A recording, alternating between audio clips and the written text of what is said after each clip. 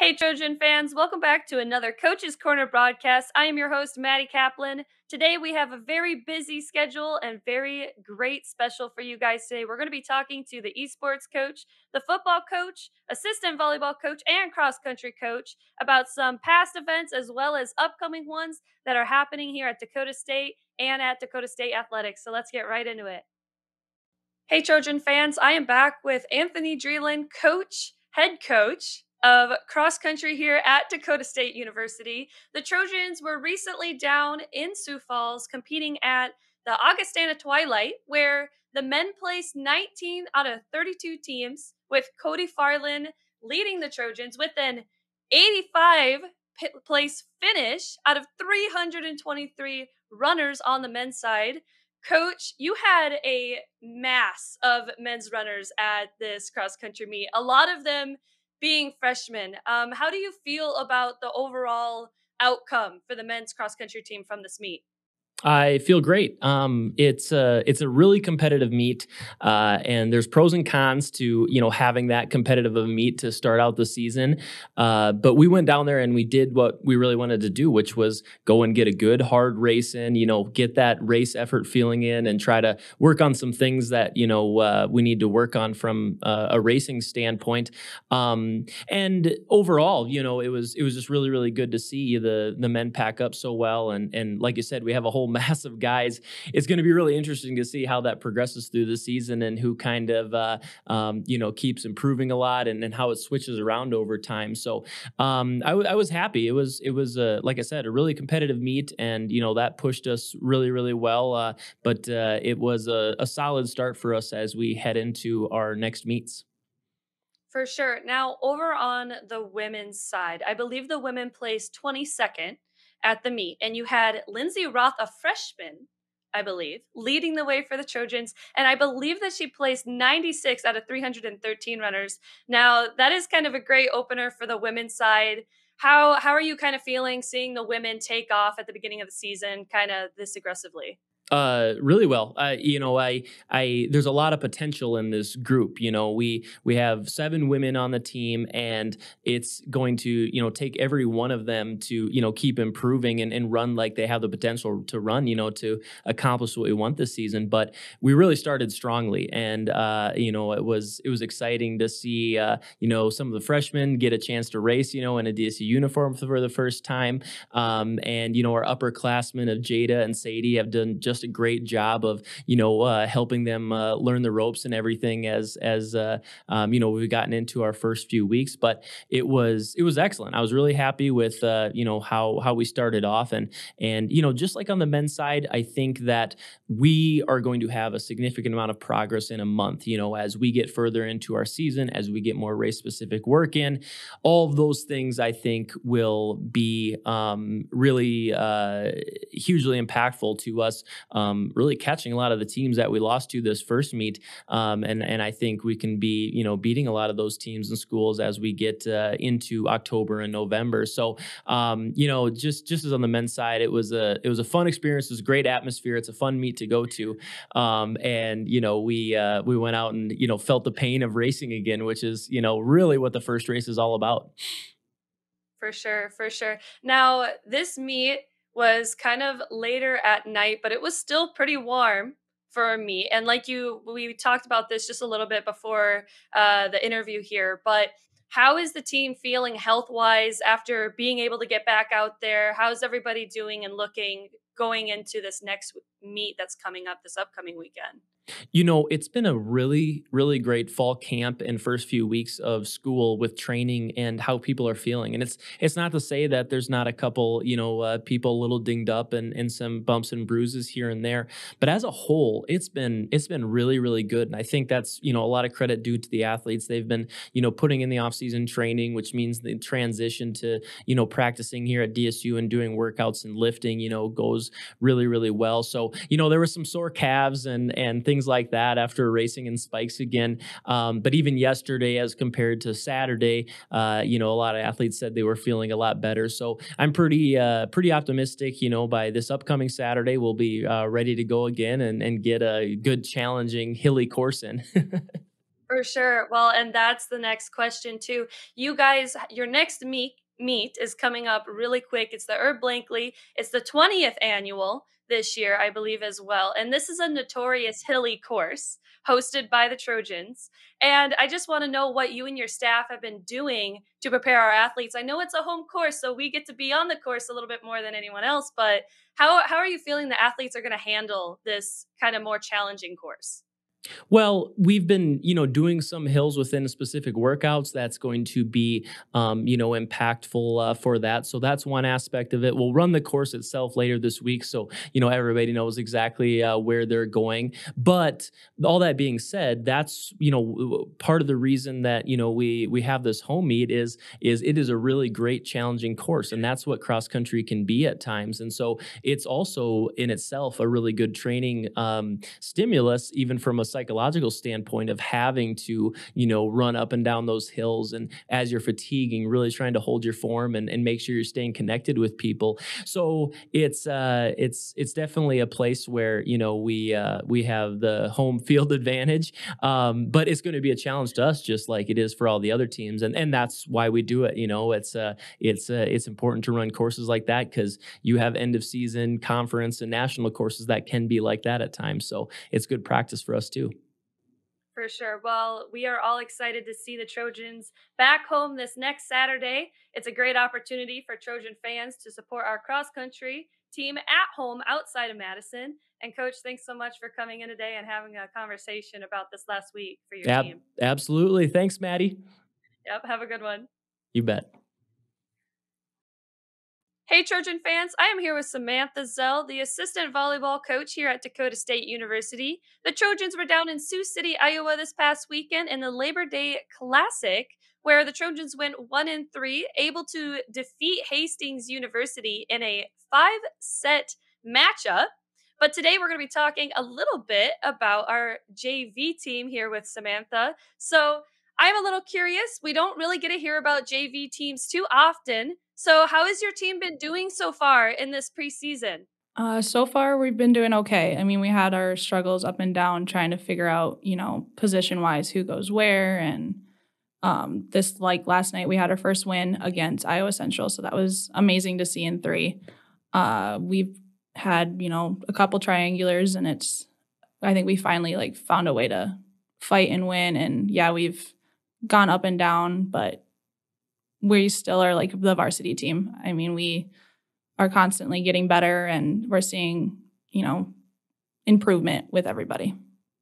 For sure, for sure. Now, you travel with the varsity team as well, and so you get to see both teams in action, obviously at practice as well. Now that both teams have had, a few tournaments, a few triangulars, a little bit of competition under their belts, how is everyone feeling health-wise so far into the season? Health-wise, I think, it's starting to get that flu season a little bit. So some of them are getting allergies and stuff, but injury-wise, I mean, we have a couple that, with Vonnegut and her back, she just got a concussion this weekend, but I mean, it happens. She's doing a lot better now. Other than that, I mean, it's just the little things, but everyone's healing, and it just takes time. For sure, for sure. Now, like I said earlier, we don't really get to hear a lot about the junior varsity team, but who are some standouts, if you can think of any, or who are some athletes that are really showing some promise right away at the beginning of this year? Right away, I mean, with having Sophia Vandenbosch here, I think is kind of helping. She's JV and varsity, so having her come in and play has been, helping us out a lot, because she kind of understands it a little bit coming from the spring. A couple of our sophomores, Bailey Homeland, she's been doing very well. Hannah Evans, we moved her to the right side just because she's a bigger block, and it helps her shoulder a little bit, and she's just been doing amazing out there and starting to become more of a team leader out in the court. Some of our freshmen that have come in, Gwendolyn, she's, getting better, little tweaks here and there, just trying to keep her staying out of the net a little bit, because she gets super excited when she goes to swing. But other than that, I mean, we got Julia Drates and Hannah Thorson that are sophomores that have played last year, and they know kind of how everything works. So it's kind of nice to have that. For sure. Now, your teams have been traveling around. The varsity team has especially been very busy. Upcoming, though, pretty soon. I know you guys will be in Wisconsin, I believe, this weekend. Yep, Friday and Saturday we have a tournament, a Viterbo tournament, I believe. Okay. So after that, though, you guys will kind of have some home matches. We're finally getting to the season of having some home matches with our volleyball Yes. team. How are we feeling about being able to come home, begin the season? Are the girls ready? Are you guys ready? Oh, we're super excited. It's We're like a lot excited. of traveling. Yeah, it takes a toll on your body more than you ever like think about. But I mean, we give the girls the rest that they need, and I mean, they're probably super excited to just have, the home crowd and just being able to not have to worry about traveling and missing classes too, because I know sometimes that's a struggle, but we're super excited to be home and showing the Trojan fans what we have. For sure. Well, thank you so much for coming in and talking to me about your team and the varsity team today, Coach Zell. And hopefully, when you guys are traveling this weekend, you guys have a very successful and a good trip. Yes, thank you so much. Take care. Thanks, you too. All right, Trojan fans, I am here with head coach Andy Roland for the esports team here at Dakota State University. The esports team here at Dakota State has been very busy preparing for their CCL season debut, which is coming up very quickly. We're going to have our two game communities, Valorant and Rocket League, opening up their CCL debut on September 11th, followed up with League of Legends opening up on September 12th. And on top of that, the esports team is staying very busy because National Video Game Day is coming up as well on September 12th, where the esports team is planning on having a streaming special available on Twitch for everyone to watch. Coach, you guys have been preparing very, very actively for CCL. What are some things you guys have been doing to get ready for this season opener? So we've been prepping a lot. Boot camp was a really great start to that. We've got a really healthy year coming up. We've got a ton of new students. Our rosters are as big as they've ever been. So we've got a lot of hungry young students coming in. We're bringing back some really key pieces on some big rosters like League of Legends. Our league team right now has two solid veterans in the mid lane and in the bot lane. And this year we picked up a pretty promising jungler. That's a piece that we've been missing for the past couple of seasons. So we're really happy and we're pretty confident in our league team right now. They're training up. They're looking forward to this season. And that kickoff game on September 12th is going to be a really great showing for them for the first, for this squad. They've been sort of patched together for the past couple seasons, but right now it seems like they're really starting to come into their own. So that league squad is looking pretty dangerous. Our Valorant squad is as dangerous as ever right now. We've got a lot of really, really solid guys. Billy's been the coach and mentor for a lot of these guys. Caleb Frog Fan has been our captain for as long as I've been here, and he's been my right hand man. He's awesome. He's leading that scene. He's got like 30 Valorant players that he's got to figure out and manage and maintain on top of his own varsity doings and practices and stuff. So he's been really great. Jacob Moss is awesome. He's a pillar in our Valorant community. But I can't say enough about my Valorant guys. We've got most improved player, Carson coming in. So we've got some really great characters and some really dangerous guys on our Valorant team. We're looking for a championship this year, and I know I said that last year, but these guys really have it. They really do. And USD is they're subbing in some pieces that they didn't have last year. So we really got a good run for it in our Valorant squad. Our Rocket League team is still developing a little bit more. It's not as healthy as some of our other scenes, and we're still looking to make it our own. But we did push up to 8 teams overall in the Collegiate Champions League in CCL. So the Rocket League scene, the competition in Rocket League is tough. Nebraska has some of the best Rocket League players in the nation. They're going to be really tough. NDSU has a ton of Rocket League players on campus for them. It's almost like a Rocket League school that they've got going on over there. Really, really great guys at NDSU. And then we're bringing in Wayne State College in Nebraska, who has a notoriously good Rocket League team. So putting them on in this platform in the Collegiate Champions League, we've got some really good competition to look forward to. We should have some really great games for this season. and we've all been looking forward to it a lot. It's something that we're all really excited about. For sure, for sure. And you already started touching on my next question for you. So, the CCL, the Collegiate Champions League, was a Trojan led league that was created by yourself. And this has just boomed in the last few years. So, can you give us a little bit of background and a little bit of history about this conference? Because I don't know if we've really gotten to talk and appreciate what the esports team has been doing. Yeah, it's been a really fun project to kind of put together. The Collegiate Champions League was something that I put together a couple years ago, and it was really to sort of fill the holes that collegiate esports has right now in the world. You know, we don't want to enter into a national competition against schools we don't know, and and have a season record be the end of our season. We want a season schedule that we can build up to and look forward to. We want to create rivalries with the schools that are around us. So it really started as a cooperative project with a lot of the bigger esports schools in our region.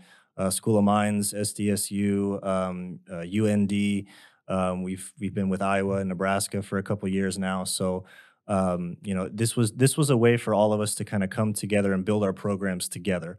We really wanted to make it as easy as possible for the universities that we're at to track what we're doing and be able to follow and watch really simply. And so every year, I think we get a little bit better at that. We're bringing home trophies. We've got things that we're competing for. We're creating rivalries, and so we're following a lot of parallels to traditional sports, and it's been a lot of fun. This I never thought when I first started it that it would be what it is today. That we would grow to this, and that people would be chomping at the bit to get invited into the CCL league. And I'm looking at raising our cap next semester because we've got a lot of guys coming in and a lot of different universities that want to be part of it. But at the end of the day, the competition is good. These universities are all pretty much in the same place where we've established esports programs, and we're looking for healthy competition to consistently look forward to make it easier for viewers to come in and check it out. So it's been great. It's as good as we are as programs, and our programs are continuing to build. Esports is continuing to build in the Midwest here.